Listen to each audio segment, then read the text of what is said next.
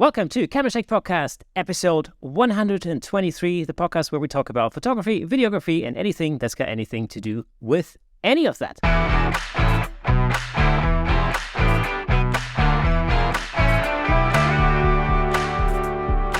Now, before we get into this week's episode, let me just tell you that if you are listening to the audio version of this podcast, be reminded that there is a fully fledged video version over on YouTube. So if you'd like to not only listen to the sultry voices, but also see everything in perfect Technicolor, then head over to YouTube and check it out there. Now, it is episode 123, and today we have a special guest on the show. It is the London-based actor, portrait, fashion, fitness, and Dudoir photographer, and the only guest we've ever had on the show who had a leading role in the Take That musical, Never Forget.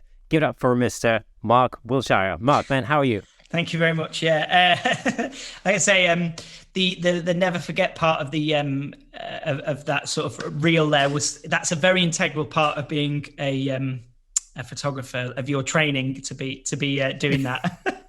Absolutely. Yeah. Yes, I'm good. Thank you so much for having me on.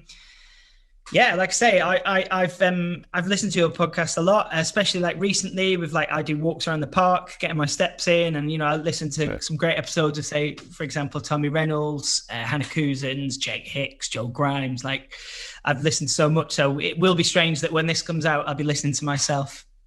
I might skip that episode. Well, it's always good to hear that. At least there's one person listening to the podcast, so that's good. True. Yeah. Wicked. Well, it's great to have you on the show.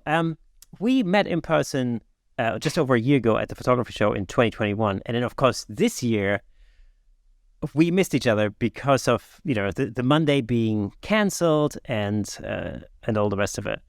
But that's just life.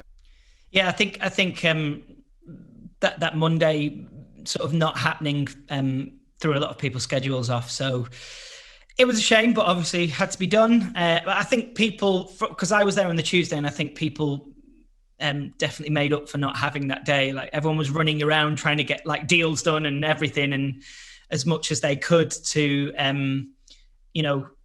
fit in 2 days worth of stuff on the Tuesday. And I was speaking to some of the vendors and stuff and everything, and they were saying that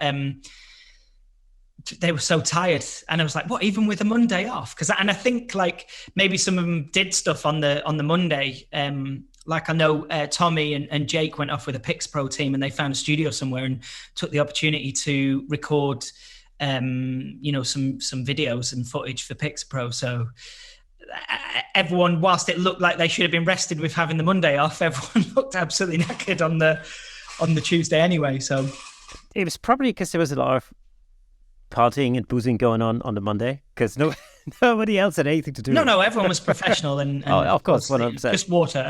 Yeah, I can attest to that.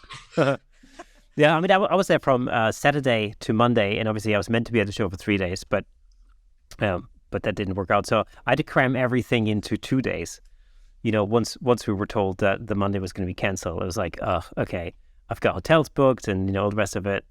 And I thought, well, now I'm going to be hanging out in Birmingham for a whole day with nothing to do.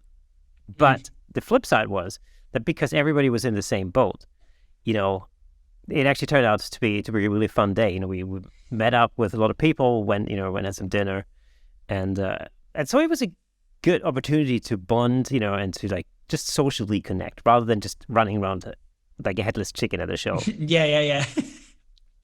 Yeah, so I took the opportunity. I met up with Tommy Reynolds the evening before the Tuesday. We had a good catch up and everything, and he was telling me about how the show had gone for him, and we sort of filled each other in on what had been happening recently. So it was sometimes because then also on the Tuesday when I went, Tommy was doing all his talks and everything, so I didn't really get much time to spend with him then. So it was nice to spend the time with him on the Monday evening. But he did, however, manage to rope me in to assisting him on one of his talks. So thanks for that, Tommy, for listening. It was fine. I was happy to. It's always good. Being up there and sort of being at the back and watching a talk go on was good, because you can always, you're always learning something. So exactly. And a lot of the talks were moved, or had been moved from the Monday to the Tuesday. So that was, my sort of regret was that I missed a lot of talks because I had to come back on a Monday evening. Yeah, I had meetings on a Tuesday morning. I just had to come back for that. But, it was one of these things of thinking, okay, I would really like to have, been there for Kaylee Greer's talk. That was most of the Monday to the Tuesday, so I missed that. Sure. But, it was all good. It was still, I thought it was a really good show. That was my impression. I really liked it. It was very different from last year.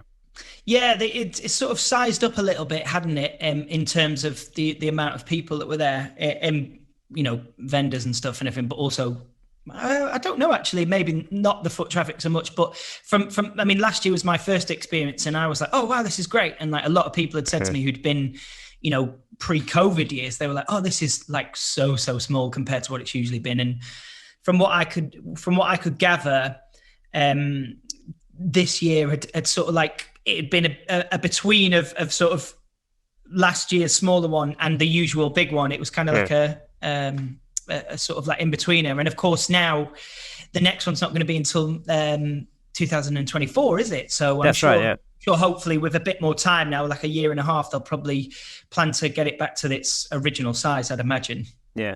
Well, it was good to see, a lot more manufacturers being there and having stands and stuff, and and some of the exhibitors were there for the first time, like Platypod, for example. Yeah. That was really great to see. Larry and the team come over to have a stand there. It's a great opportunity for me to talk to Larry in the flesh for the first time, because we'd had him on the show, spoken to him online and everything, but it's just always a great opportunity, when you actually meet somebody in the flesh. And and you could play around with all the products as well. That was cool. Yeah, so true. Like I've been speaking to the Pixapro team now for, I don't know, maybe 2.5 years, and like obviously most of that's been through COVID, so I've not ever had the chance to meet them face to face. To finally actually go up to them on the show at their stall and say, hey, we've been emailing back and forth constantly for the last 2.5 years. This is me, and what's strange is that because I like do all my stuff, and I'm not camera shy, obviously, because of being an actor, so it doesn't bother me too much. I can talk more about this later, but I tolerate myself. That's the best way of putting it. So obviously, because I am in front of the camera a lot more, like some of the team at Pixapro knew exactly what I looked like, so they could come to me and go, hey Mark, whereas I was like, oh, okay, so who are you? Right, okay, thank you guys. But yeah, it's so true. Like I'm sure that there've been with a lot of cases between brands and manufacturers of, like you say, like being able to actually finally put, the face to the name. Yeah. After all that time.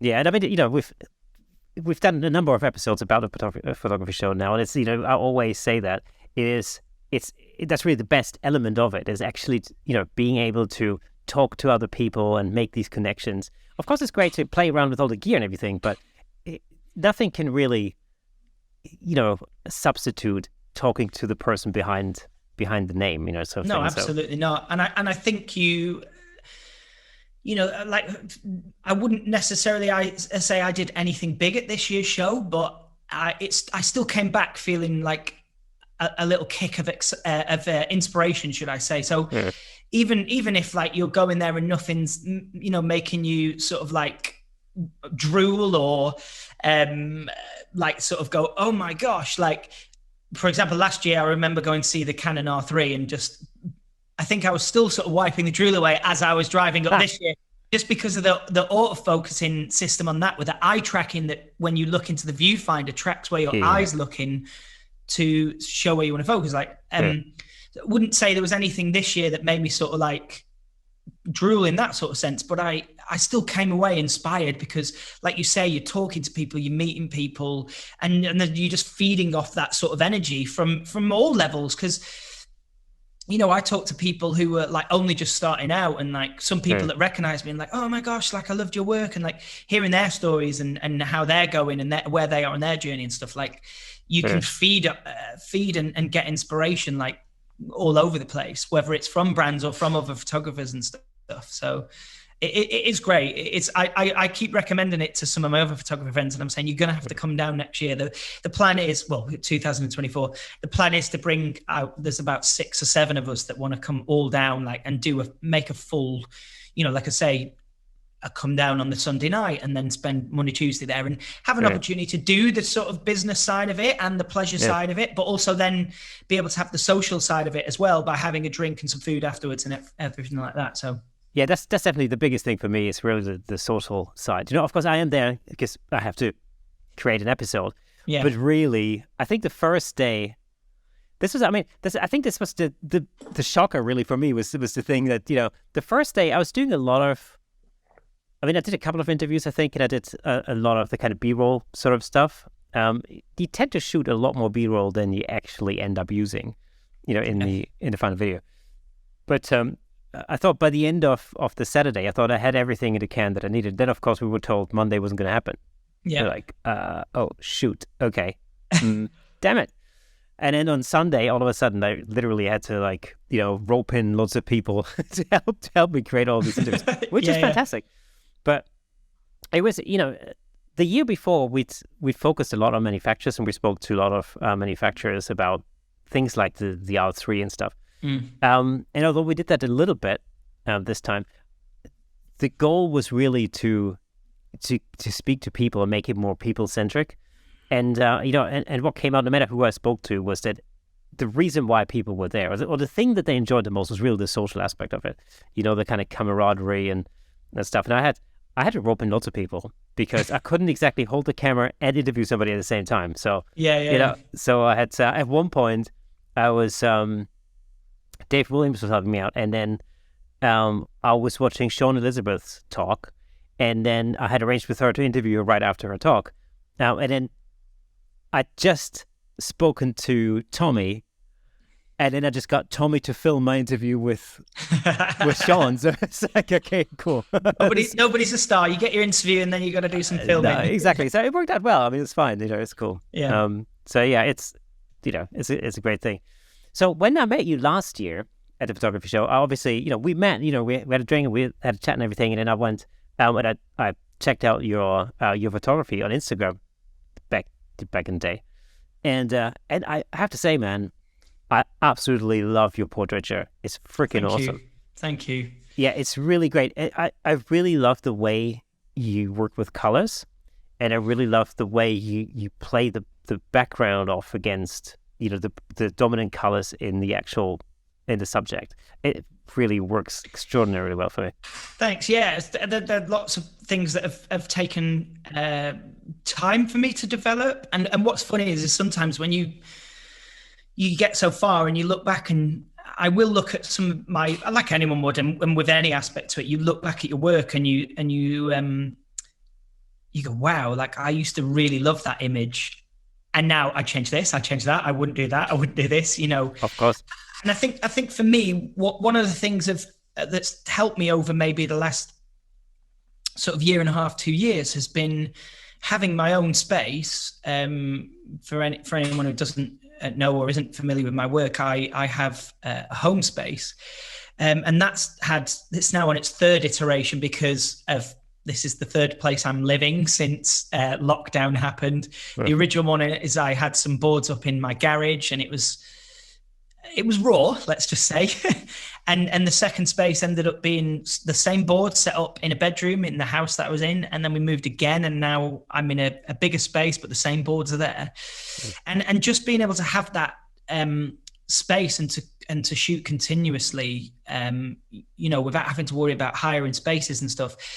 I think it's just, sometimes I don't realize how far I've come along.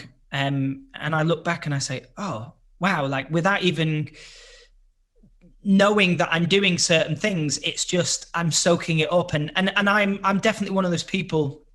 I finished off a shoot not long before we just come on here. And I was saying to the clients then, I'm one of those people that massively learns by doing. And that for me is shooting constantly in my own space, that or going and, say, for example, assisting Tommy Reynolds or going to one of his workshops, of which I'm not allowed to go to anymore now.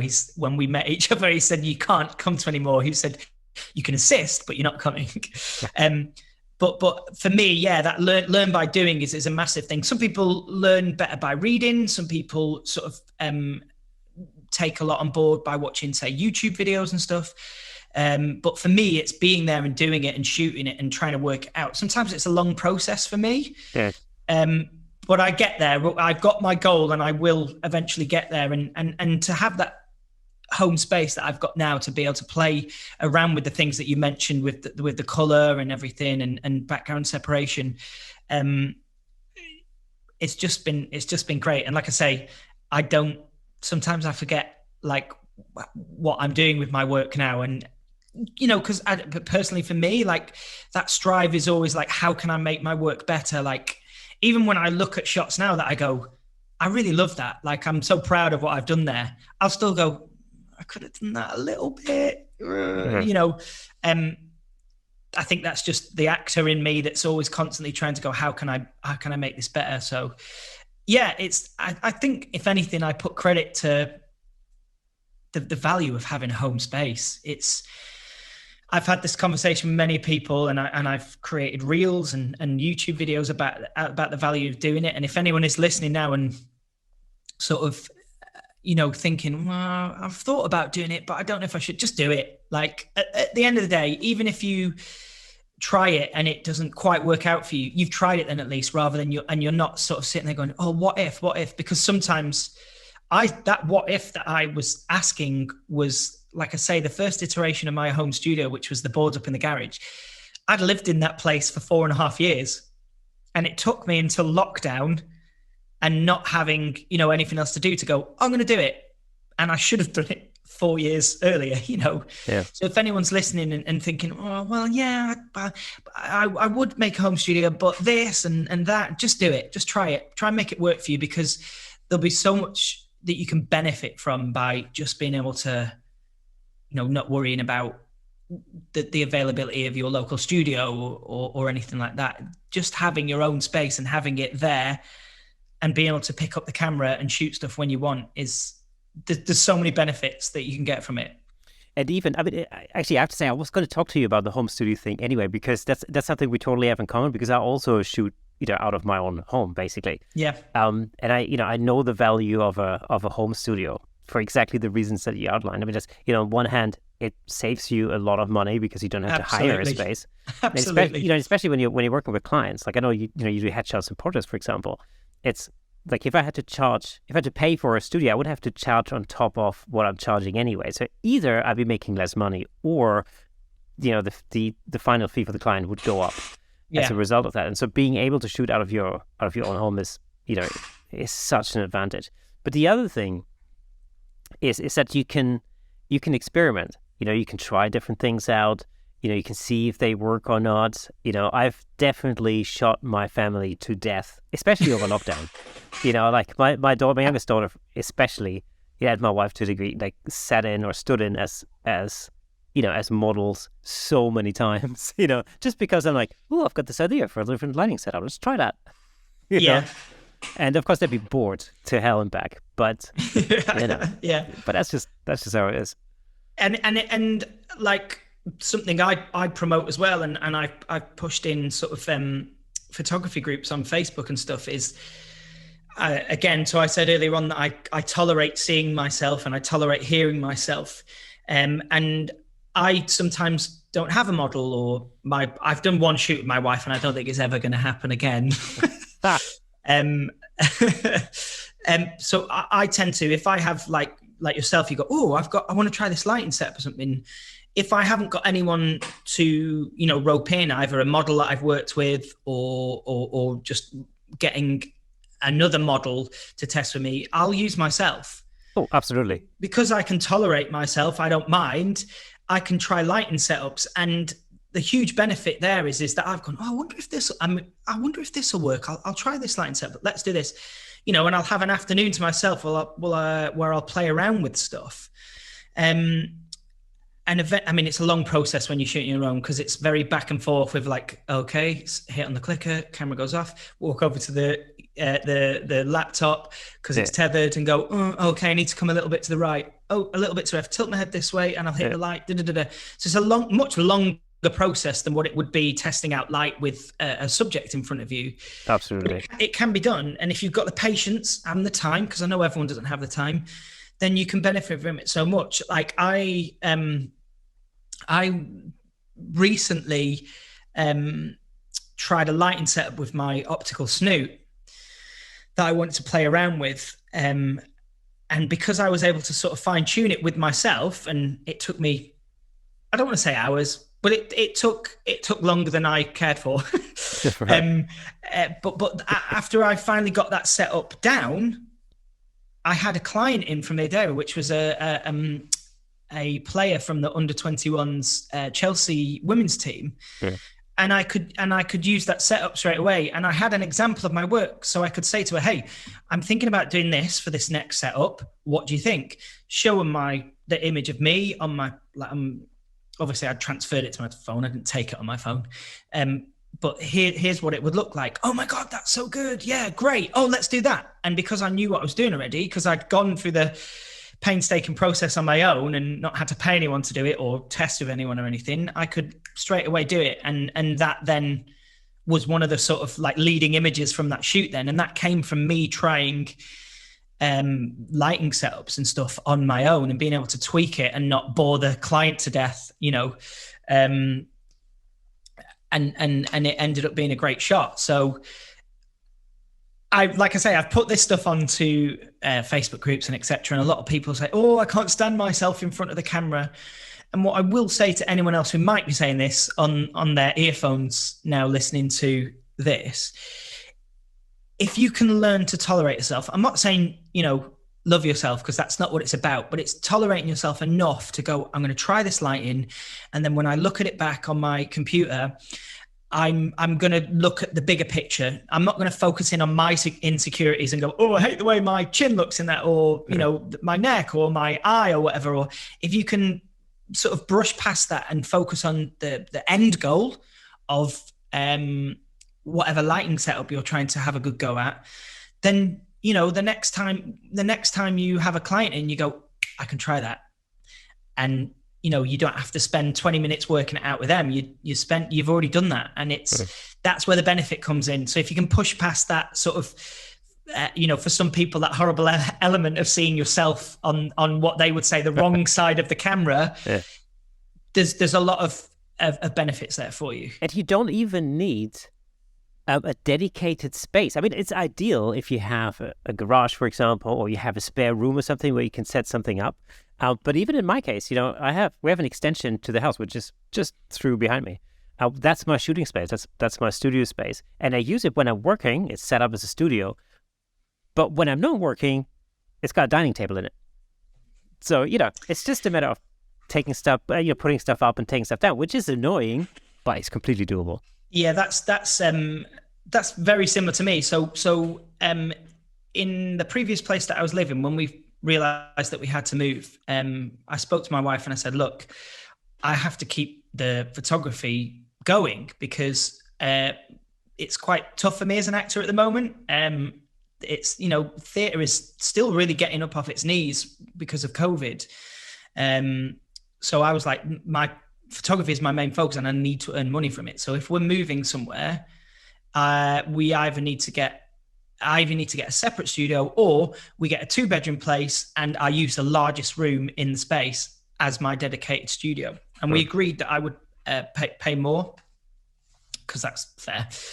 So at the moment, this setup that I have is what would have been the lounge in our flat, but it is literally just my studio. And when I'm not shooting in it, it also doubles up as a space to put out the laundry. And I also use it to do any of my fitness workouts and stuff. I can roll a mat out on the boards where I would shoot people, and I do my fitness workout. So, I having done this now in a home space for, like I say, just over 2 years, I can't stress enough how much it's been a godsend in many ways to keep up my photography mentally as well, because primarily being an actor, like my brain is sort of functions as a creative brain, and you crave to be creative. So if I didn't have my photography, I would have been going nuts. But Yeah, I'm able to be creative and do stuff because I have my home space. And like you say, you're not relying on, your local studio to have availability, or even, because I mean, getting a studio in London is very expensive. When I was exactly. doing the research for it before we moved to where we were now, like, I think the space that I'm in now is a good size. And if I were to rent this just as a photography space, like in a building somewhere, this would be, I would say, minimum £800 a month, Yeah. and anything up to £1.5 grand a month. You got to clear a lot of clients before you even start to make money then, haven't you? Do you know Oh, what I mean? So, absolutely. Yeah, absolutely. It's, that's the thing. I mean, incidentally, this is, of course, maybe for our American listeners and viewers, uh, the major difference really over here in London is that spaces are really just a lot smaller. Like, apartments are smaller, rooms are smaller. It's very difficult to really find anything that is sort of an equivalent size to, let's say, even just a regular house, over in the States. So really, space becomes a problem. And I'm not necessarily including, cities like New York City, because I know, New York apartments are tiny too. yeah. But and London it's just a really expensive city. So, hiring a space just as a studio space is a killer. I used to, incidentally, years ago, I used to run a private music school. And so for the first 5 years, we hired dedicated buildings with 2 buildings with like classrooms and a concert hall and like a recording studio and an office and that sort of thing. And although that had many advantages, it was brilliant. So we could do whatever we wanted. We could be running band workshops and teach and whatever until, literally 24/7. Nobody cared. It's like a light industrial area. So it was absolutely beautiful. Yeah. But with that came like a whole carload of other responsibilities. Like, you've got to keep the building running. You're responsible for everything. Like, if the toilet is blocked, you got to call a plumber. If the light's not working, you got to go get it fixed. And of course, you've got all the on costs, all the overheads that come with that, and that's an absolute killer. I'm just thinking, now that we're in an energy crisis, of course, I remember this goes back. Yeah. This goes back probably. Let me see. So about, give or take, 17 years, something like that. Is 17 years ago or something is when I started that, and I did that for about 11 years or something. At the very beginning, we paid. I remember our electricity bill was £3,000 for the whole year, right? When we left that building and moved into like a serviced space 5 years later, our electricity bill had gone up to 10 grand. And and that's just like, for a small business, that's major. It's like, you can't just.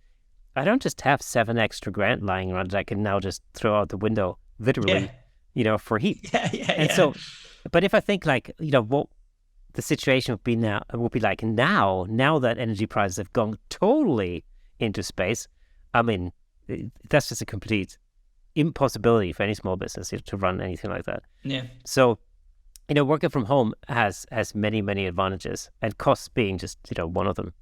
It's the creative side. Do you have to have fairly tolerant partners if you're not living on your own? Yeah, you do. I think so. We're both lucky in that respect, I think. Well, I try and organize my shoot schedule as much as I possibly can around my wife, because my wife works in theatre as well, and she works on the wardrobe side of things. So, my wife's day sometimes can consist from leaving the house at sort of 9 o'clock in the morning, and I won't pick her up until 1:45, because that's just a theatre day. Some days she might start at 1 o'clock. Sometimes she might start at 3 o'clock. So she'll always leave an hour before she has to be in. So I make sure that I don't have any morning shoots unless I know in advance that she's going to be in first thing in the morning. Wednesdays, I know she'll more than likely always leave at 9 o'clock. So if I have to, I'll do a morning shoot. But yeah, you do have to have tolerant. You do have to have tolerant partners. My wife gets annoyed with people leaving stuff. So at the moment, I'm building up a collection of clients leaving stuff. I've got dresses, t-shirts, heels, straighteners, hairbrushes, all sorts of stuff. And my wife's just like, why are they just leaving this stuff? Yeah, makeup brushes. That's what I find. That's a lot of makeup brushes. Yeah, but I mean, in terms of like, whilst I do pay extra on the rent for for me to have this space dedicated for me and not for her to use, I'm still very aware that I am living with her and that I need to respect her as well. So I'm wary of her schedule and try not to sort of have people traipsing in and out of the flat. Yeah. When she might want to be relaxing or. Sure, there's always like a lot of compromise, that needs to happen in a situation like that. I mean, it's just like, in a sense, you can call it a downside of having a home studio, but actually, I mean, if you're lucky enough and you have a dedicated room like a garage or something like that, then it's that makes it a lot easier.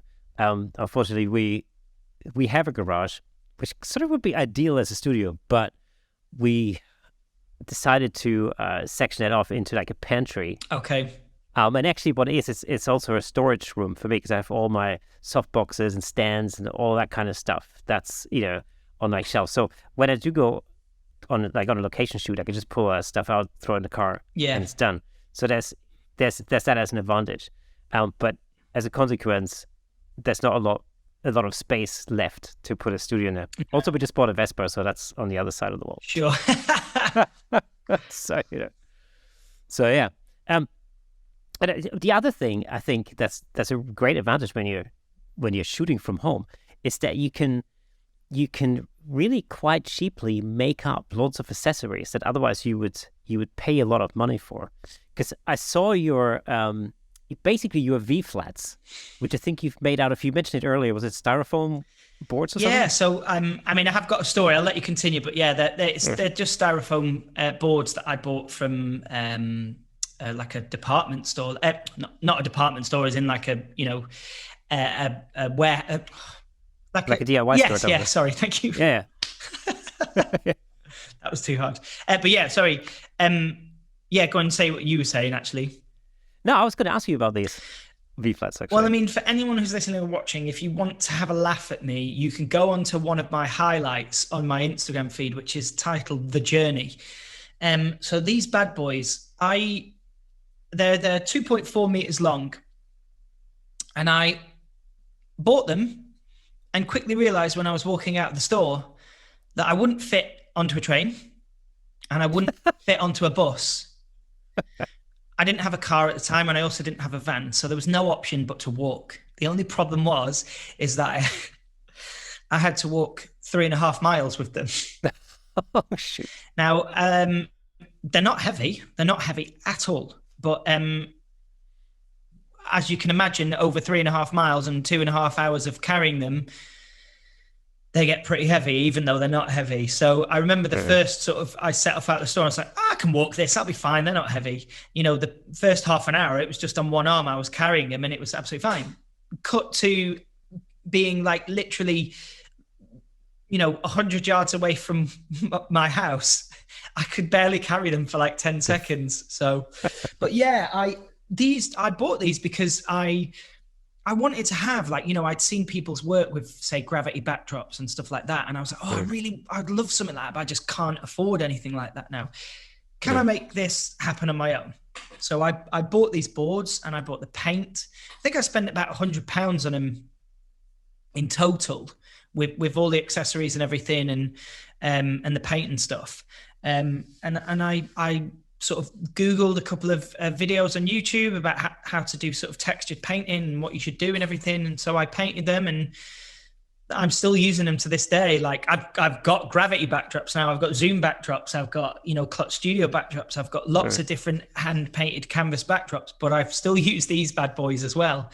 And like I say, they cost me about £100 to make all in all. And they're great.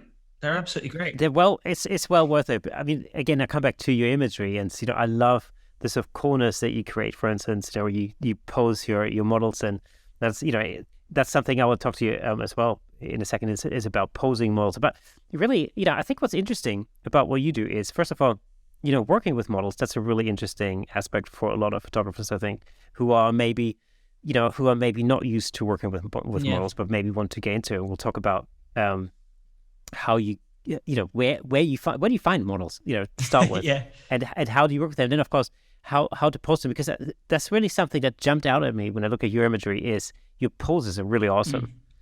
And I know there's a lot of there are a lot of ways that you can research poses. What's your favorite way of sort of getting inspired when it comes to I actually have a subscription to Vogue magazine, and my wife laughs at me because sometimes I can, like, obviously you get one issue a month, and sometimes I might go like 3 or 4 issues without even reading an article in Vogue. I'm just looking at the pictures and taking inspiration from that. What do I like about it? How is it? Like, I'm taking lighting inspiration, I'm taking posing inspiration. And then of course I will read the articles on most issues, because it's, for example, you can find out what the latest trends are in fashion or what's coming up, what's going to happen. Like, so then you can use that as knowledge for your clients to say, hey, why don't you try this look? This is supposed to be in right now, and all that sort of stuff. So Vogue is one of them. And then, advertising boards. I look on Instagram at other models that I follow and go, oh, that's a really nice pose. Like, what do I like about that? And also diverse wise, I'll look at all different sort of size and shapes of model to try and see and understand, what might work with one type of model but won't work with another type of model. Yeah. Because there's poses that you can do where, it's in your locker as a good sort of go-to pose, but it just might not work on certain people. So you go, okay, I can sort of tweak that a little bit that way for that person. But yeah, so I would say like Vogue, Instagram, advertising boards, and I have, I don't think I've got it with me, not got it close by anyway, but I have a book I think it's like 101 poses for models and everything, and it's a really good one actually. Like, yes, exactly, yeah. And it goes through crouching, standing, sat, all that sort of stuff, and it shows you sort of poses or placements of arms and stuff, and says, don't do this because it does this, that, and that. Do this because it's good for this and everything. So, and I think just for now shooting with lots of models now and everything, and I'm keeping an eye on what they're doing and seeing what works well with them, and sort of soaking it up as I go along. And actually, funnily enough, it can work the other way as well. Like I've worked with signed models who've done like big campaigns for big brands and stuff, and I go, oh, hang on, just tweak that there, put that there, move your foot there, do that, and they go, oh my god, that's so good. Like, can I use that? And I'm like, yeah, of course you can. It's not my pose. Like, that's fine. But, and so equally, I'm amazed that sometimes, like, I'll say things that I think are standard, kind of like, oh, yeah, everyone does this. And the models are going, oh, I've never done that before. I've never imposed that before. I really love it. So, yeah, I just try and find inspiration for posing wherever I can. And I tell you what I found really useful is Pinterest. Yeah. Actually.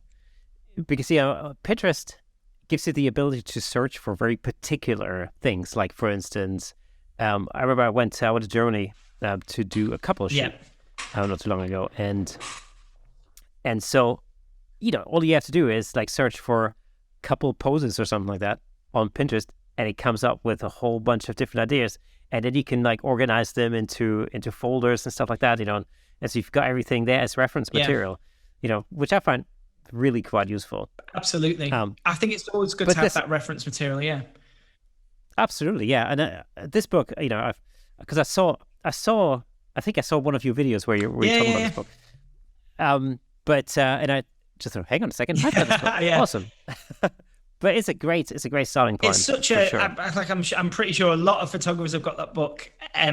But it's such a good one. And I do like to, like, every now and then I'll just flick through it again. I'll go, because there's so many poses in there. there's ones that stand out, Yeah. and you remember some, you forget some, so it's always good to keep going back and like checking through them. Yeah. And of course, also you like some and you don't like some. It's one of those Yeah, things. I think when it comes to posing, there is a certain amount of personal taste, like there is with lighting or setups and stuff like that. Someone will find a certain lighting setup great and they go, oh, I love that, like it's so moody and it's, look at the contrast in it, it's great. And then someone will look at it and go, it's too dark for me, and it's the same with posing. Like there's something in there for everyone, because there's some in there that the book and they go, this is a great pose, and I look at it and go, I disagree. Like in my opinion, I don't think that is good, but yeah. So it, of course it's subjective, but it's so handy to have, and because there are so much, such a thick book, isn't it? There's so much to do, and even when you've been through it a few times, you can still go back and go, oh yeah, remember that, I must use that one. Yeah. And the funny thing is, I always find this, especially in a sort of camera club environment where you have a lot of sort of hobbyist amateur photographers who might be very good on the technical, but when it comes to directing and posing a model, there's really they're really lacking in that respect. And my theory is that because photography is sort of a blend between the technical, the science part of it, and then the creative part of it. It's really easy to focus on the technical because it's something we can learn quite easily. So I always find that, or often find that, people are very good on the lighting techniques, and they don't get their 3 light setups, or their 4 light setups worked out and everything. They know everything about Rembrandt lighting and this and then the other.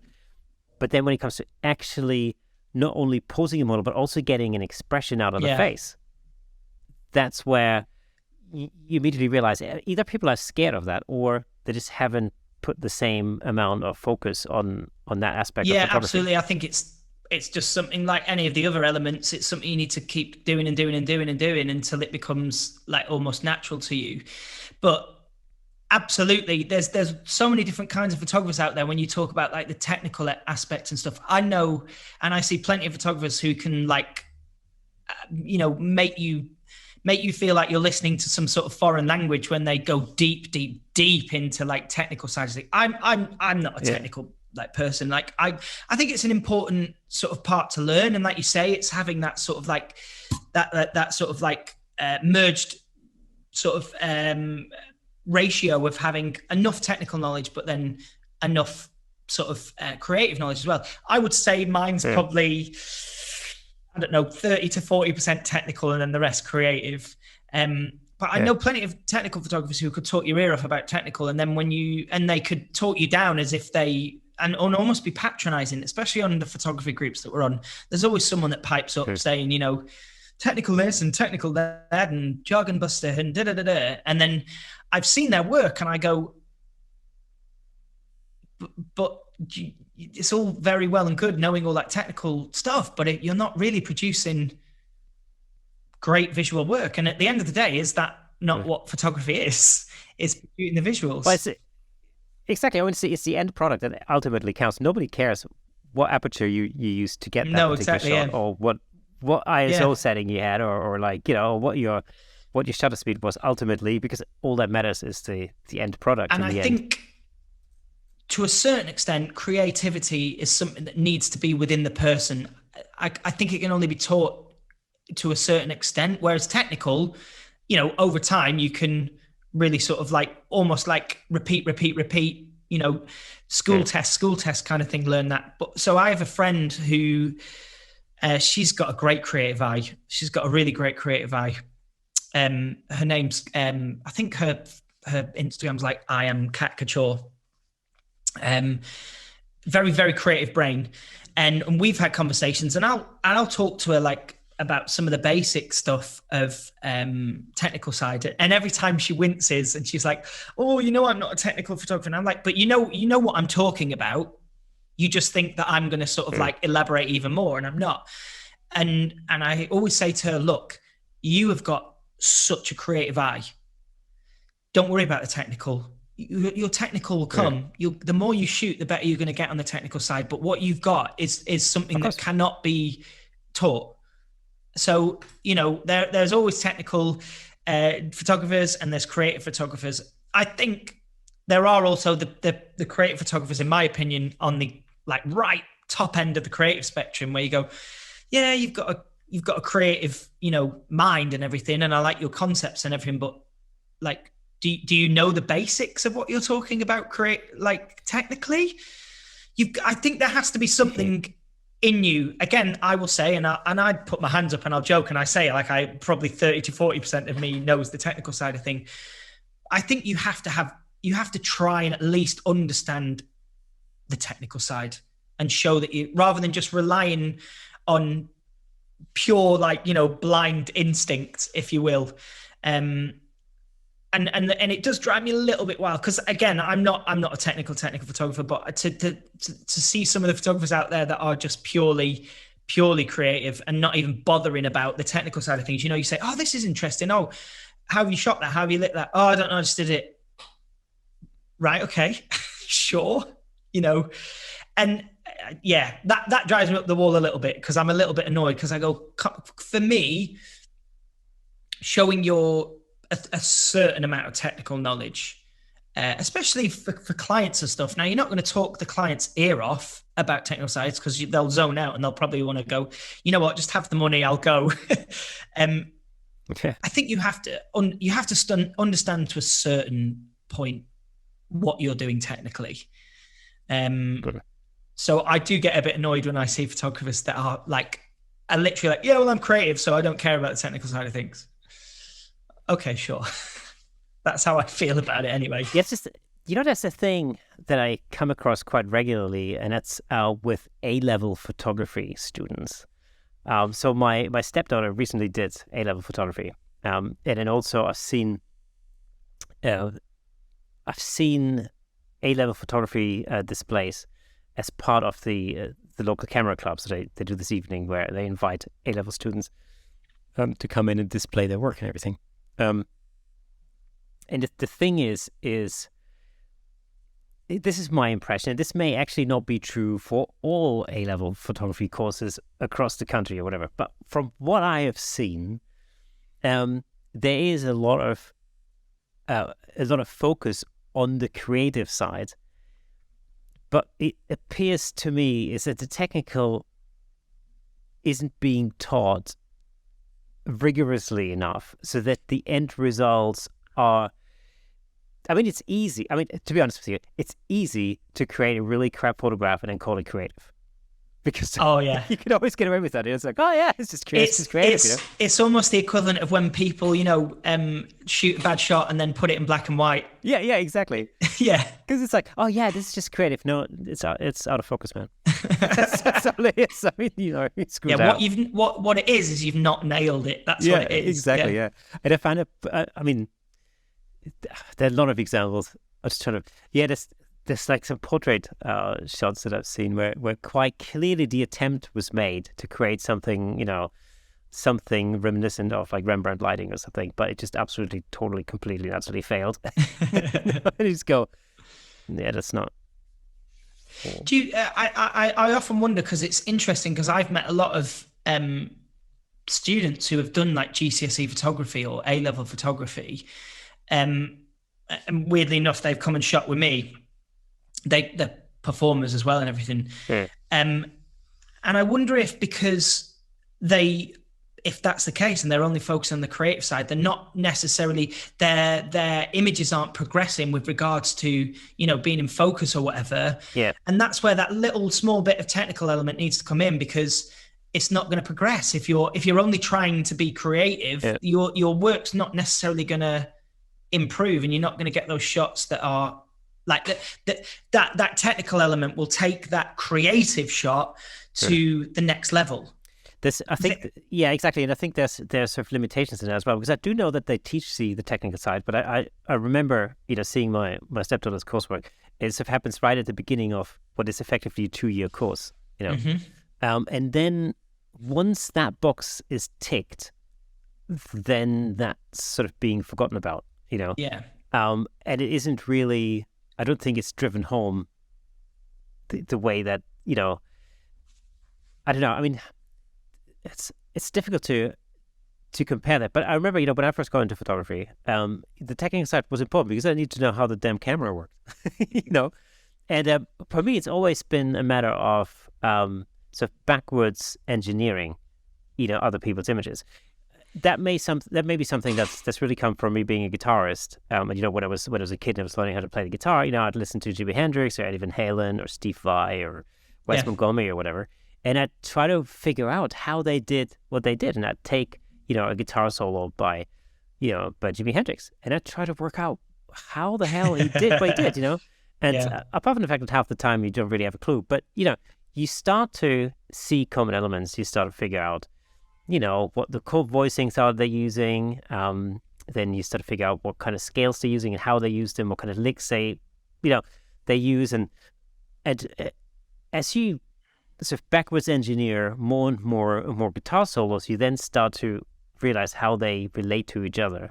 You start to realize how Hendrix's soloing, although it was new and exciting and totally different at the time, really has its roots in blues players that came a couple of decades before him. And you make those connections. And then you listen to Eddie Van Halen and you go, ooh, that's a blues lick. It's just play it 10 times faster. Yeah. But it's, and so I think that approach lends itself to photography, because that's exactly what I did when I first got into photography. Was, I used to look at images. Annie Leibovitz is a good example. Or Vogue. I mean, Vogue is generally a good example because photography now is phenomenal. You look at that and you go, how did they do that? Yeah. And then you go, there must be 3 lights there. And you start to read their lighting, and you start to get to that sort of thing. It's always a good game to play, and I think it was Tommy that brought it onto me first. Was like, if you're looking at an advertisement in a magazine or a billboard on the street and whatever, like, have a look at it and try and guess like how many lights have been used in that. And it is a good way of it helps you think about the image and how it was created, rather than just going, oh, that's good, I could do that. Like, if you're actually thinking about it, then it can help you, maybe try and produce some work along the lines of that.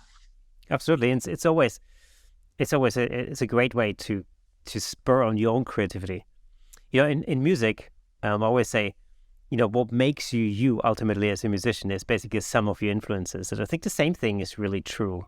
Definitely. As a photographer or as a creative person in general. It's probably the same as an actor, because, I mean, this is the other thing, of course, that I didn't know before I sort of researched a little bit, before today, was I didn't know that you actually not only an actor, but you're like a West End performer. I've been in the West End. Yeah, I was in a West End show up until COVID shut everything down, and unfortunately, the show that I was in didn't continue, because by the time everything had opened up again, theatre, wasn't really as open as everything else, and the producers for the show that I was on obviously didn't want to keep the show going, so I lost my job in that, and haven't worked in theatre since, because it's difficult to get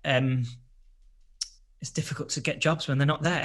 There are theatre jobs, and theatre, like I say, is getting back up off its knees, but because of the stuff that I've done in the past, there's certain things that I do want to do, there's certain things that I don't want to do, and it makes it harder to get a job, on top of it already being quite hard anyway. So I've done a few shows in the West End, and my photography functions as my side business, although at the moment it's basically my only business.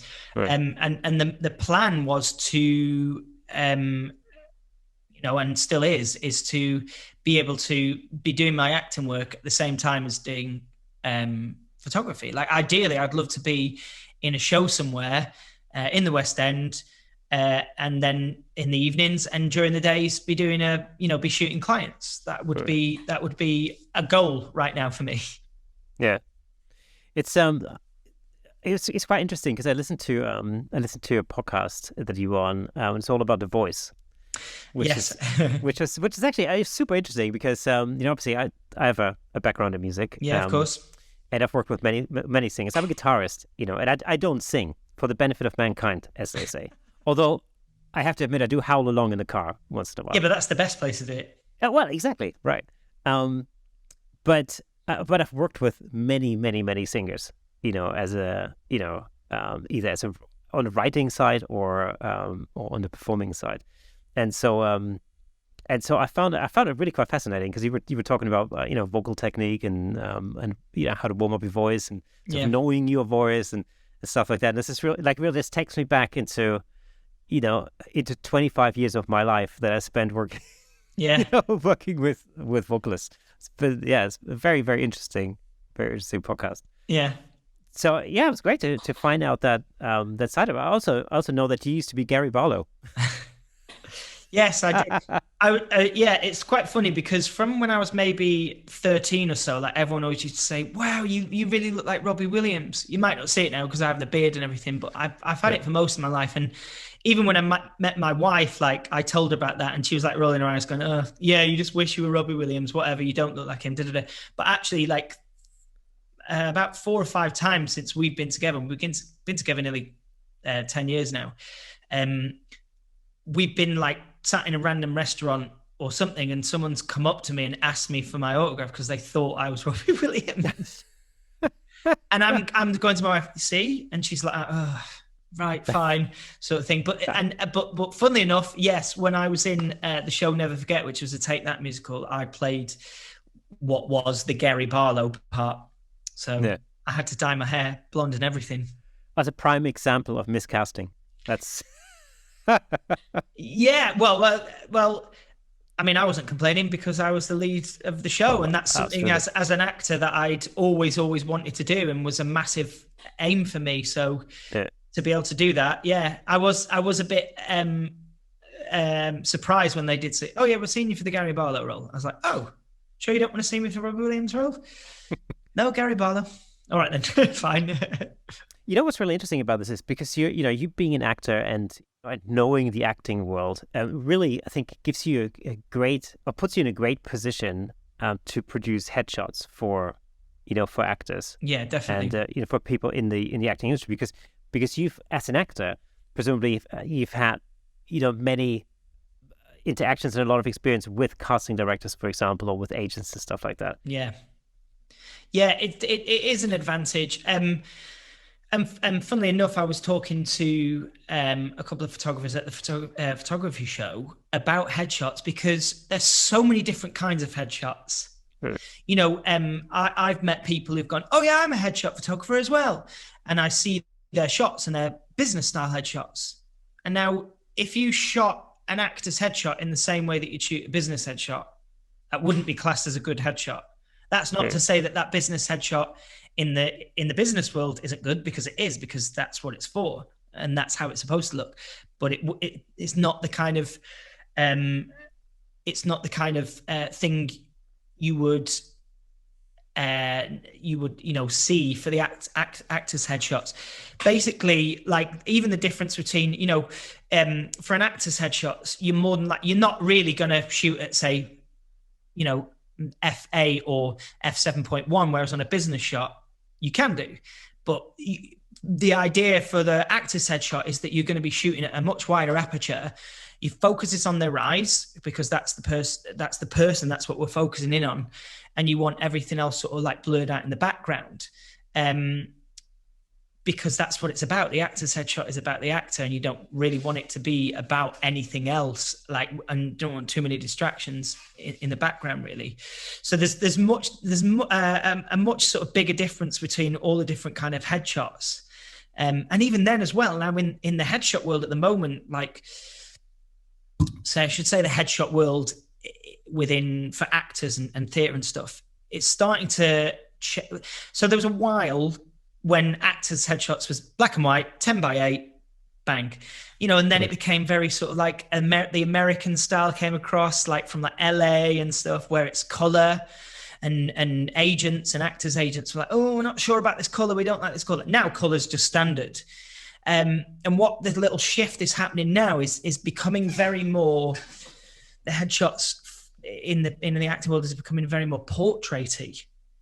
So, whereas before it'd be very much sort of like, pose, chin up, chin down, tilt your head, like, give me something a little bit more neutral and stern. Now give me a big smile. Like, everything's now very like, so it's like we're coming further out, so we're seeing more of the torso, a little bit of lower leg, like they're sat in a chair and they're doing all this sort of like posing and playing with shirts, and it's becoming a bit more portraity. And at first that was sort of like people like, I don't really like it, I don't think it's, just get the normal headshots, like, but now it's creeping in more and more to like, if you imagine a lot of the headshot photographers in London right now, it's creeping into a lot more of other photographers' work, you know, and photographers that were already established are now sort of going, okay, I'm going to dedicate a section of my session to doing that sort of style, and then I'll go back to the usual stuff as well. So being an actor definitely does give you a slight advantage, because you've got more of an idea of what the casting director will know. Even having the advantage that I have, like when I was shooting earlier on, like you would get a lot of feedback from actors' agents saying, we like this one, but it's a little bit too dark in the background, you know, and you'd get a lot of feedback like that and stuff and everything. So there's a certain amount of scope where you can be creative with it, but you know, you don't want anything that's too creative, because then the agents get like, you know, fussy about it. Do you remember when Peter Hurley first sort of crashed on the scene? Yeah. You know, that was a completely different. It was landscape. You know, it was a totally different. Yeah, exactly. Type of look, and it was like, you know, the top of the head was missing, and I remember people used to go, the top of the head is missing. Yeah. And then, you know, but the argument was like, well, but we all know it's there, so what's the point? Yeah. You know. Yeah. But it took a while. Do you find that there's sort of a definitive difference between, let's say, a typical actor's headshot in New York, for example, and London? Yeah, I would say there's different sort of styles between America and London, but they are starting to bleed together now. Like, and a lot of it's encouraged by, you know, the glamorous side of things in America, like is definitely bleeding into like the sort of headshots that are in London now. And if anything, it's bled, it's there, it's in the system. It also all depends on like what sort of discipline, in a way, your headshots are for. Like there's a difference in, say, for example, a headshot for a musical theatre performer and a headshot for a straight theatre performer, like that just does plays and stuff. And then TV actors, you know, there's even within the acting world and performers world, there's different sort of slight variations and genres of different styles of headshots that you have to try and create for them. And you have to try and incorporate that into your headshot sessions. If I'm doing a headshot session with a client, and I'll say to them, usually in sort of before the shoot and in sort of contact before, I say, like, you know, what kind of castings are you aiming for? What kind of parts are you aiming for? Or are you just, you know, generally like, oh, I'm happy to be in the chorus in a show, you know, therefore you can just get generalized kind of like standard industry style headshots. But if you're getting someone who goes, well, I want to do, you know, I could be up for, you know, straight theatre, I could be up for musical theatre, I could be up for a BBC drama somewhere, then you're gonna have to try and get certain, you're gonna have to cover those genres basically. Like, you know, in your TV ones, especially if they want to be up for some sort of a gritty BBC drama, you know, you want to be giving them sort of like more moodier lighting and stuff, as opposed to them being in musical theatre. It's going to be all sort of like big smiles and bright lighting, and, you know, but yeah, I'm going back on what I said now, but I guess maybe the difference between sort of America and London, or New York and London, is really sort of almost merged together now. And who knows, even maybe like there's some influence that's coming in from London and going across over to America. Like I say, this new sort of portrait-y style is really sort of like starting to take its hold now. And I must admit, when I first saw it, I was a little bit like, it's a portrait, it's not a headshot. I like it, but, you know. Yeah, and it's exactly I think that's the reaction I had the first time I saw some of Ivan Luiz's work, for example, which is painterly portrait, is what I would call Yeah. it. But I was strangely drawn to the style. I mean, it just looks great. And so I can completely see how it could work. From an acting perspective, I always thought, like, well, actually, it does bring out a lot more personality in a way, or it has the opportunity to bring out more personality. Because, I would say I shoot a lot of kind of Peter Hurley style close-up kind of headshots. Yeah. Predominantly because they work really well in the business world. That's definitely something that's happened in the world of business headshots. Yeah, of course. Is that style has really, come in. Okay. And it's, it's immediately attractive, especially on dark backgrounds. I can't tell you, when I go through like the standard backgrounds, like the standard choices, like blown out white backgrounds, then I go for something more moodier. Yeah. I'll tell you, the clients will always pick the dark backgrounds. Always. Yeah. That's like for business clients. That's just it's probably the better option of the two, sort of like, what you would call standard backgrounds, isn't it? If you get in the dark one, at least it adds something to it, whereas the sort of whites, they don't want to feel like they're sat in a snappy snaps, getting a passport taken. Yes, that's what it's all about, the expression. Because the advantage, I mean, there are advantages with a white background. Yeah, of course. For instance, especially for a business portrait, if they are, they're going to be on websites, for example. So usually the website background is usually white, so it blends in quite well. Works great for LinkedIn and all that kind of stuff. So they're very different considerations from, for instance, shooting more portrait style kind of headshots for actors, which is again something I really like about your style. That's really something that comes across. I tell you what, one thing I've noticed, one major difference I've noticed between a lot of London-based headshot photographers and a lot of photographers in the US is that a lot of photographers in London have a tendency to shoot headshots outdoors. Yeah. And my theory is it's because space is so expensive in London that it's just a much cheaper thing to do. You just go outside and shoot in the park. The outdoor thing actually has been something that's been on and off trends like over, as far as I can remember, 20 years. Because I remember having the first shots that I had done after graduating from my training. Sorry, it was the second shot. So it's maybe about 2 years after I'd graduated from my training. And I went to a photographer who was just like, I shot in front of a bush in a back garden. And that was a trend for a while, to have like some sort of a leafy background, and then it disappeared. And then another photographer did it again. And, everyone was like, "Ooh, it's a new style," but it was the same style. It was just because it hadn't been around for a while. And of course the shiny object attracts the bird. So same style, different bush. Yeah. And it's recently, it's recently come back again a few years ago and then went away.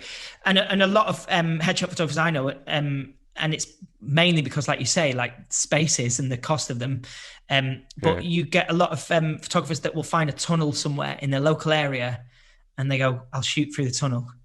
And what is funny also is like, on these photography groups, I'll go, you'll see someone will post, "I can't believe someone has used my tunnel." And you're like, well, it's not your tunnel. You're not paying rent. You don't own it. Unfortunately, shooting in a public space means that anyone can shoot there or anyone can do anything there, sort of thing. I haven't shot any outdoor headshots for a while, just because where I am at the moment, there's nothing sort of any interest to have an outdoor portrait. But and it's much easier. It's less hassle carrying all your equipment outside and stuff. Because when I do it, I will shoot with like one light and an octobox or something, rather than just shooting the natural light with a reflector. It's the only thing that I have literally around, within like 10 yards from me is a brick wall. And many years ago, I wrote a blog about the top 10 band photo cliches. And the number one cliche there was the brick wall photo. Yeah. And so I can't bring myself to shoot any headshots in front of a brick wall. Because like when you're learning, because I've been there, I've done brick wall shots. There is a really interesting wall when I was doing a show in Aberdeen, just outside the stage door. There's a wall. It's like an underpass, but it's almost got like a glimmer and shimmer to the rocks of the bricks and stuff. Because as you imagine in Scotland, it's quite like it's all stone rocks rather than actual, well nice made bricks. But yeah, like when I started out, I did shots in front of the wall.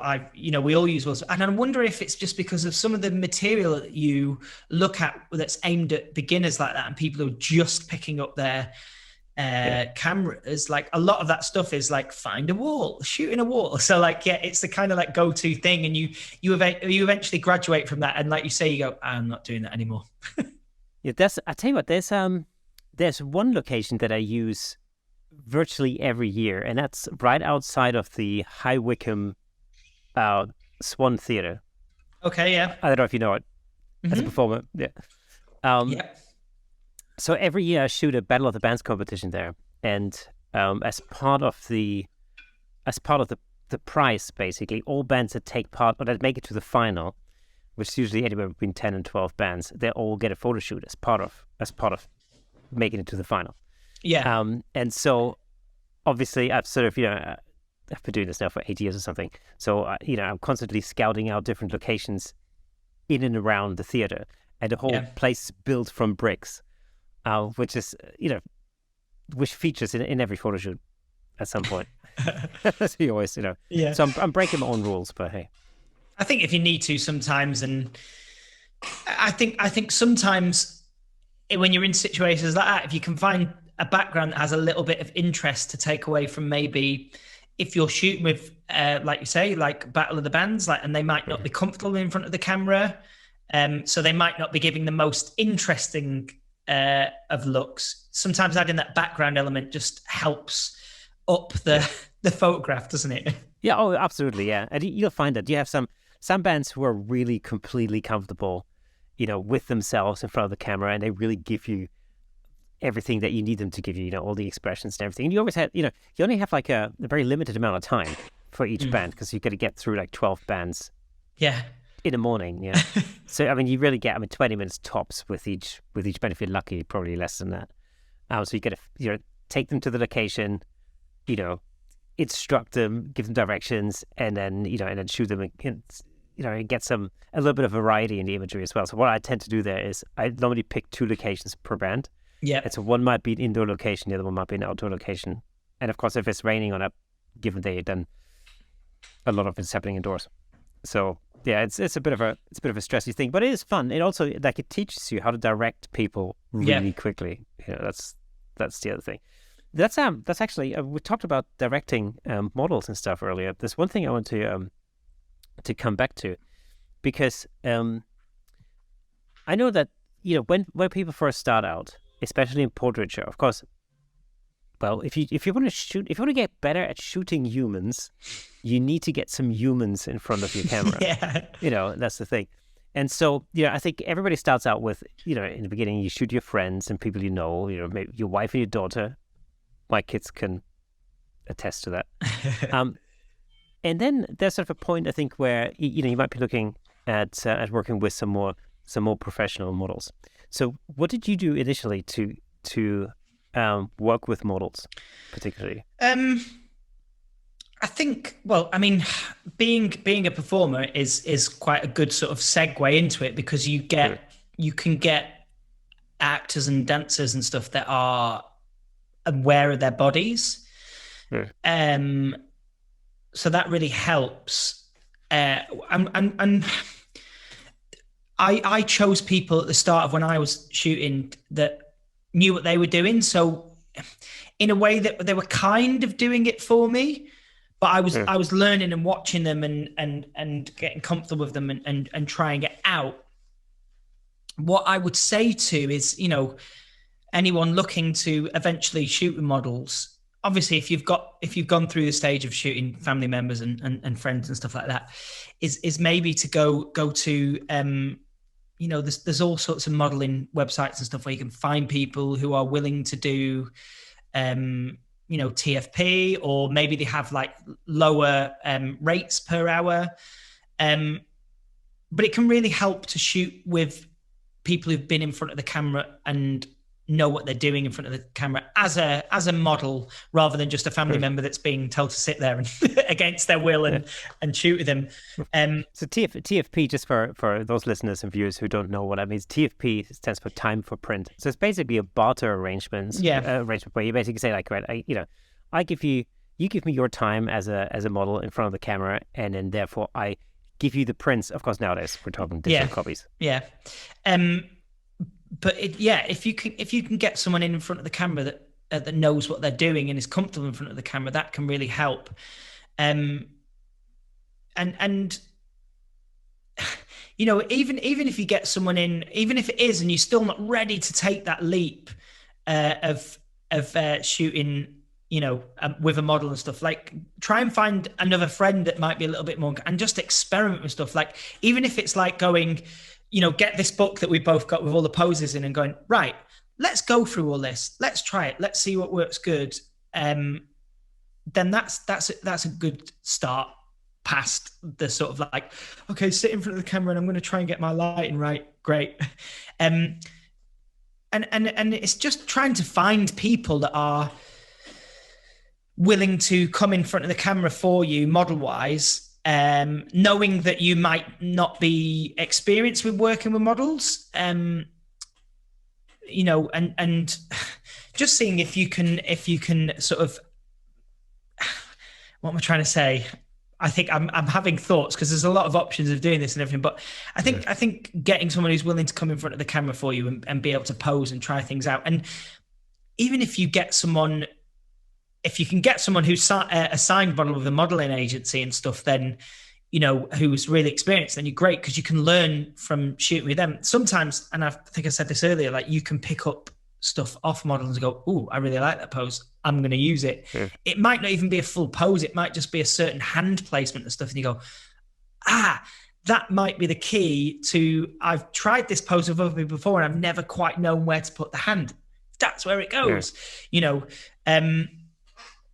And as I sort of progressed, I've started to build relationships with modeling agencies where I go, hey, I'm looking to try out some new stuff with lighting, or I've got some new equipment that I want to play for. Have you got any models at the moment that are testing? Which again is basically TFP. And they will send me a package over then via an email link that goes to the website and say, these are the models we've got at the moment. Let me know which ones you like, and then we'll work out. I'll let you know the availability of each one. You'll find that there's more sort of obviously higher end modeling agencies. So even the sort of like lesser, the ones that will be testing are the ones that need new, content, new images and stuff. So you're not, even if you go to a high top end agency, you're not going to be able to go to their top models who'd be modeling for like Gucci or, Versace or anything like that. Realistically, you're not going to get them. But you find as you go sort of, as I progressed sort of further up to higher, sort of bigger agencies, that the ones who are available to test get better and better. But just approach anything, like find a local, see if there's any local agencies or anything like that where they might have any models testing. Like I say, you can go on to websites like Model Mayhem or Purple Paw, or there's always someone out there who's model wise who's willing to get new images and willing to try stuff out. And I say that to models as well. I say, go and hook up with some photographers. Sometimes it's not necessarily about if the image looks good for you as a model. It's about you trying out different poses and stuff. I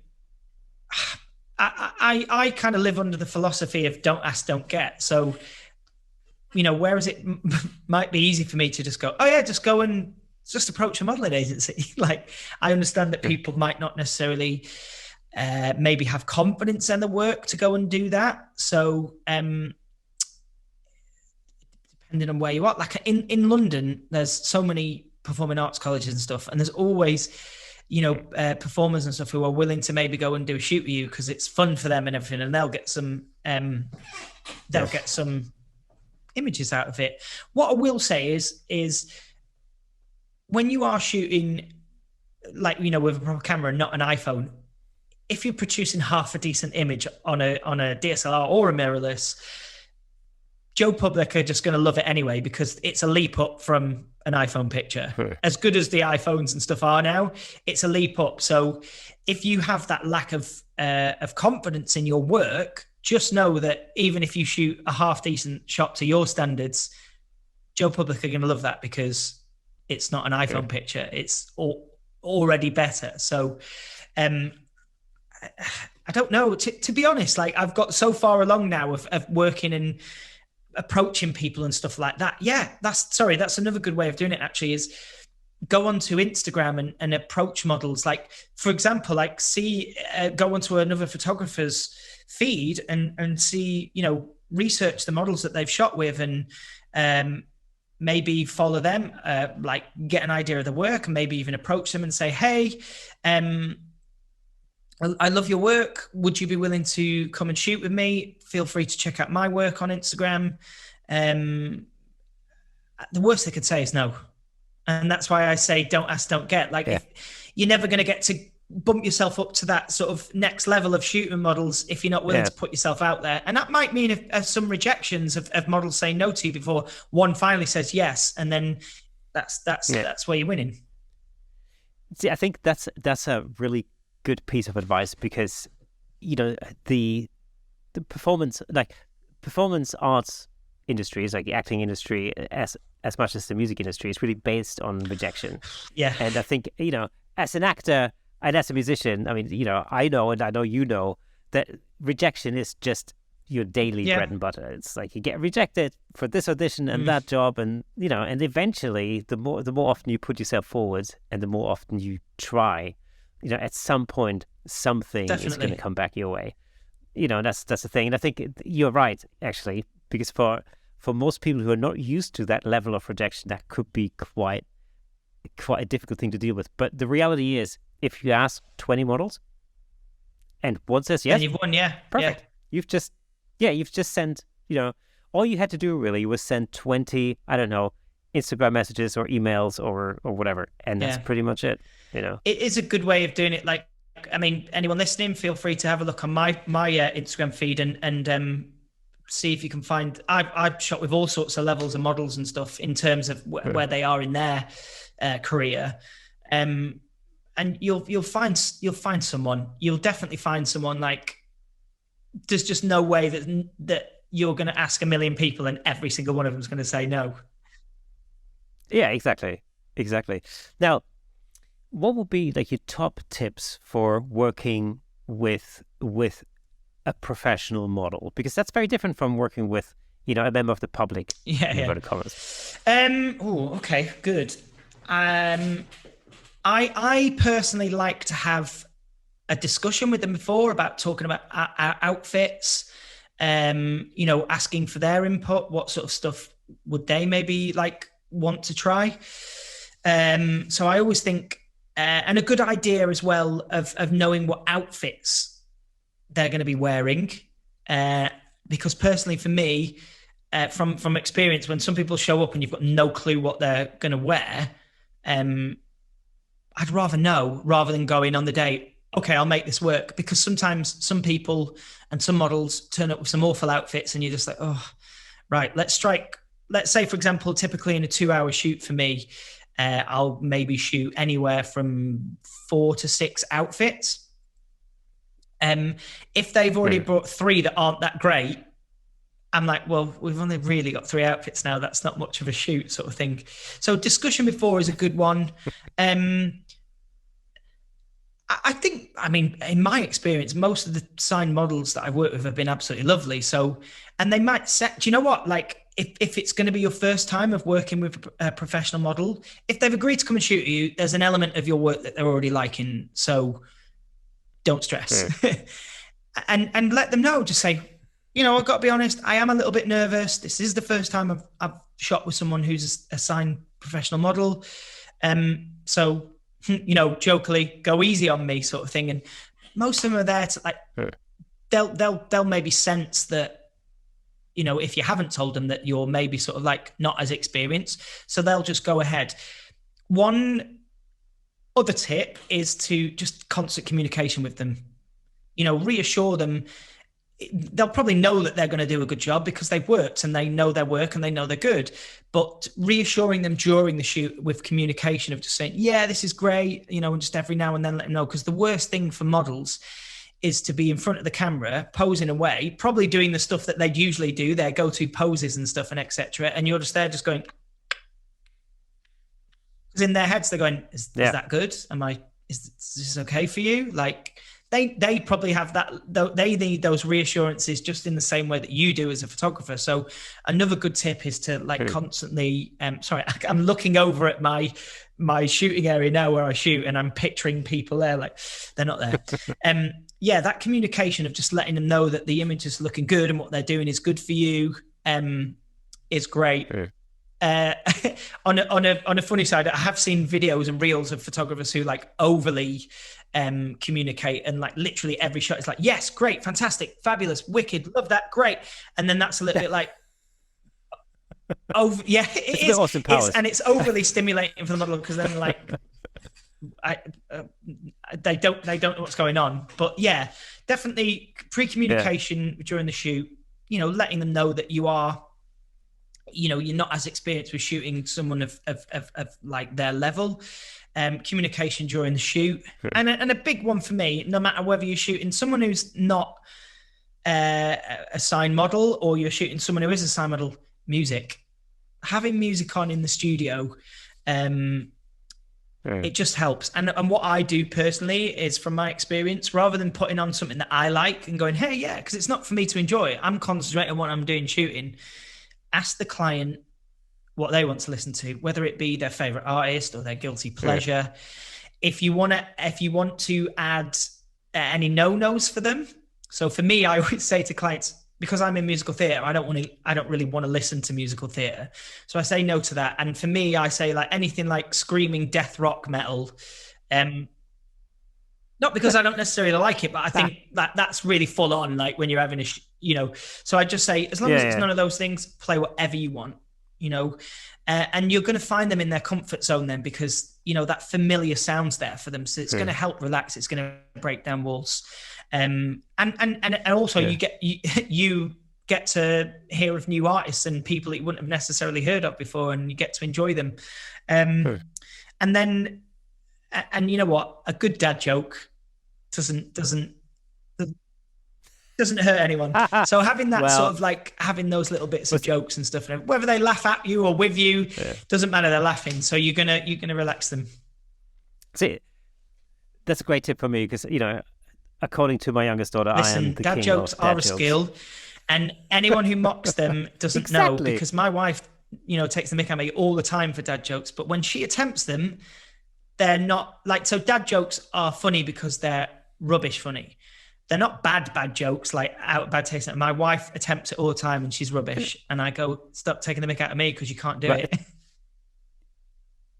Exactly. That's what I'm trying to explain to my youngest daughter all the time. Definitely. It's like I'm saying, Cara, there's a skill to this. That you just don't understand. But yeah, definitely a good joke, and just having chat with them, if you're sort of worried about the shooting element of it and everything, like, ask what are they watching at the moment on Netflix? What podcasts are they listening to? Did they listen to the latest episode of the Camera Shake podcast? Yeah, exactly. And if not, all why not? Little bits like that. What's their favorite music, which is going to come in with playing the music element anyway. But yeah, just try and even if you have a little list that they can't see, that you can go, right, okay, here's some subjects I can talk about. Because you'll also find, as a photographer, if you're starting out the first time with shooting proper models and stuff, you need to relax yourself as well. So having those topic of conversations helps relax you as well, because you're forgetting, you're going, oh my God, I'm so nervous because I'm shooting a professional model. Like you're going, yeah, I love Stranger Things last night. Have you seen the latest series? So. Yes, you're absolutely right.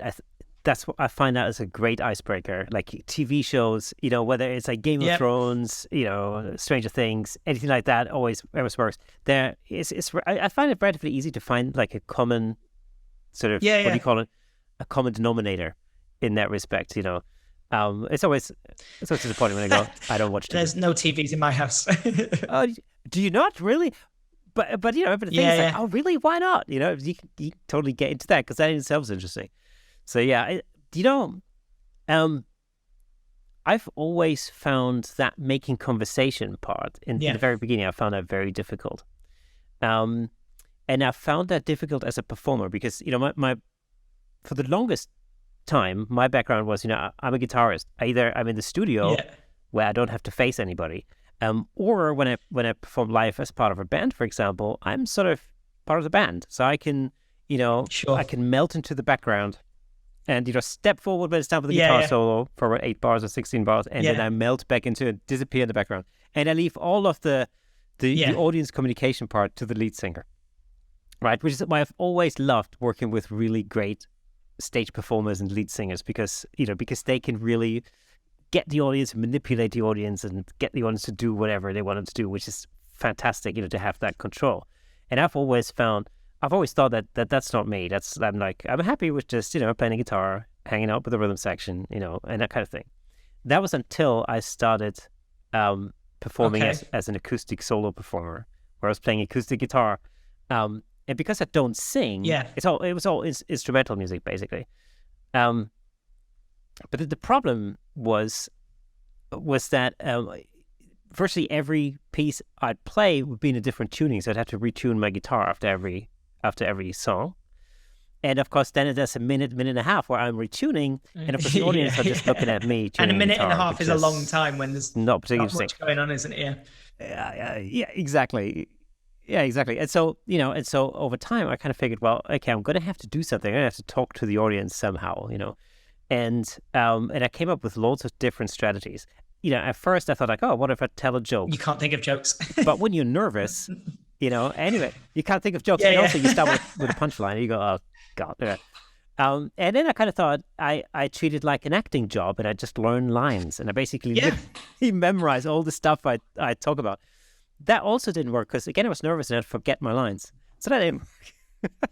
And so, eventually I figured that what worked for me the best was actually if I just talked to, I just sort of singled in into one person in the audience, and by pretending to talk to that person, it would make the rest of the audience feel like I'll be talking to all of them. And then it was just about like having a conversation with that person and telling what was going on in my life. And my daughter was actually, she was a newborn at the time, and there was a lot of stuff that was happening, and what worked for me was, in order to get over my nerves, I basically developed acting skills, and so I acted my way out of that. And I still do that every time I do any public speaking, anytime I give a talk, anytime I talk to anybody on an interview or whatever. And anytime I work with a client, I'm sort of almost like putting on a confident act. Do you know what I mean? And it's almost like a split personality because I don't really feel that confident personally, but just doing it like that just allows me to actually get the best out of the client, because they feel at ease, because even if they are not that confident, if you're working with somebody who is, then that can put you at ease, because you kind of feel like, okay, well, everything's under control. They obviously know what they're doing. It is a good way to just go back to what you said, actually. I know you said you forgot your lines, but like if you're so nervous on your shoot with your first time on a shoot with a professional model, like say, have it, memorize it, like go, okay, what things should I talk about? Okay, I'm going to talk about what show are they watching? What's their favorite food? Like, give yourself a set sort of like list of things to say per shoot, and eventually it all just you start doing it naturally, and the talk sort of progresses on from there. You just got to help yourself out, basically. And like you say, okay, I can't think of anything on the spot because I'm panicking. Set something for me to set something for me to say, and it'll help massively. Yeah. Yeah. Excellent. Well, there's some awesome tips there for anybody who's listening and who's maybe thinking about, working with professional models. There's a whole bunch of like really useful tips in there that can only make you a better photographer. Because actually, I think working with people in general is very much down to your communication skills as much as your skills, of using the camera, and it's that's very often forgotten. And just coming back to something we talked about early on. This is what I see a lot in like camera club settings, when people are really good on the technical side, but they really don't understand the communication part. So all of a sudden you're in front of a model and you kind of go, oh, but how do I direct him to do this? I think that's quite tricky. In all honesty, this sounds so simple, but just talk to them. Like, they're there because they want to be directed and they're ready to take the direction. So you don't need to sort of approach it going, can you just lift? Is it okay if you lift your, like, just say, yeah, take your hand up there, and like, again with the lines thing, like, give yourself, like, have a sheet by you of like, or things ready on your phone. Like you've said, you do a Pinterest board.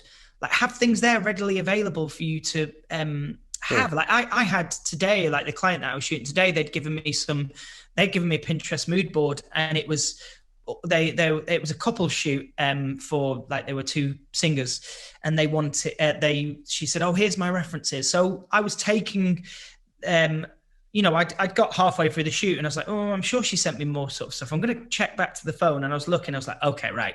Took it on board. And then I sort of like, not adapted it as necessarily to make it better, but I've gone, okay, I don't want to do a carbon copy of that pose, but I want to do something along the line. So yeah, having that check back of some poses and stuff, have that book open and ready, look at it and go, oh, I want to do. And you know what? Like, I don't think any model will be going, oh, well, they're just going to be getting poses out of a book. Like, I don't want that. No model's going to be thinking that. Like, so it's not the worst thing to like check back on a book and just go, oh, be honest with them. Just say, hang on, my mind's drying up a minute. Just give me a second. I'm gonna grab a little bit of inspiration, pose inspiration.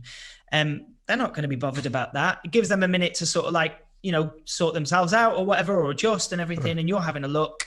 There's just lots of ways you can help yourself out. You don't have to have yourself in a, where you have all the answers in your head. Like, even I have to be honest, like in all the shoots that I've done over the last, few years, like there are moments in shoots where you go, I'm just having a brain freeze at the moment. Like, I can't think of anything. So I will go back to my phone and go, what inspiration have I given myself?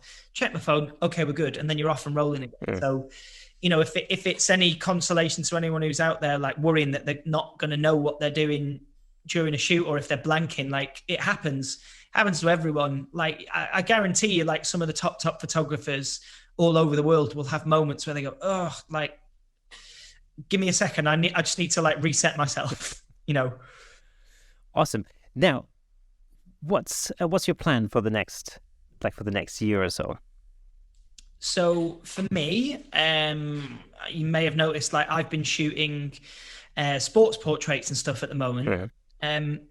I sort of had a little sort of few months back, well, maybe like late last year actually, had a sort of think about like what I was shooting and stuff and everything, and what business I was getting in, if I was doing well or not. There's a lot of photographers in London who shoot headshots and fashion, fitness, and boudoir and Dudoir and all that sort of stuff. And I enjoy it, but it's hard battling it out with, the attention and grabbing clients over the multiple photographers that shoot that. And I was like, okay, well, I want to do that, but I can't continue because I might not make enough money from it. So I've got to try and shoot some other stuff. So I've started doing like sports portraits and everything, and I because I love my sports, and I was already following a few photographers who shoot that sort of stuff, like Paul Cooper and Nick Eagle as well. I really love their work, and I was like, I'd love to shoot stuff like that. And so I've started it, and I luckily via having relationships with modeling agencies, that I'm now working with this sports agency that has people who play on actual sports teams. So that's always good, you know, because then not only are you getting your content from them, you're potentially gaining or grabbing the attention of that said sports club. So I've shot some sports portraits now. I've mainly shot at the moment like women's footballers, which actually coincidentally worked really well with the women's Euros this summer. Yes, absolutely. I was going to say. Perfect. Like it's so funny because a lot of people said, "Oh yeah, so you've seen that the Euros have done well, and then you've started shooting female footballers." I'm like, no, I was shooting them before that, you know, and I had the idea way before that, before I even realised how big the Euros was going to be for women's football. I actually recently shot just the other day a long jumper for England and Great Britain. So what I'm trying to aim towards now is to be able to, on my whiteboard, I have like, you know, working with big brands, working for clubs, being drafted in as a sort of commissioned photographer to shoot, I don't know, the latest kit for a football team, or, you know, you know, we've got this person's going to be doing an interview in this big sports magazine. We need to do some portraits of them and stuff. That's my aim over like the next year and or however long it takes to be getting those sort of jobs and stuff. It would be the aim would be to work with the big brands and potentially big clubs. My goal bar is only set to a certain point at the moment, not because I don't believe in myself or I'm being cautious. I'm just being realistically, you know, I know that even with the hard work that I've put in and the eyes that I'm starting to turn with that, I'm not necessarily going to be shooting big Premier League stars, you know. So I have my goal set for where I should, or where I'd like to be by, say, the end of next year. And if I reach that before, great, then I reset my bar. But it's at an adjustable point right now where if I reach it, I can start to aim higher again. But the dream goal would be shoot big sports stars and work and get a job or be commissioned from any big sports team, really. I mean, that form of goal setting is, you know, it's really good advice for anybody who's setting up their own business, just generally, but, you know, certainly in photography, it's a really great idea to set realistic goals, you know, and then achievable goals, basically, you know, yeah, and of course. then you basically move from one goal to the next. Yeah, I think so, and it's nice to have somewhere to aim to, even if it's not necessarily a goal. It's just like, okay, by the end, in 6 months' time, I want to have improved on, you know, my lighting for portraits. I want to improve on how I work with models, etc.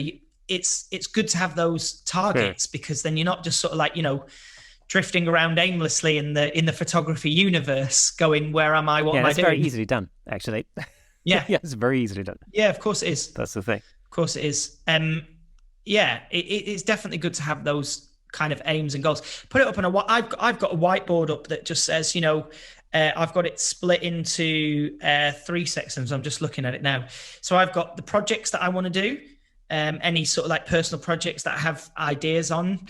I've got people who I want to collaborate with, whether it be models or something, because I think I could really capture some great stuff for me and they could sort of help, you know, move certain parts of my work up a level.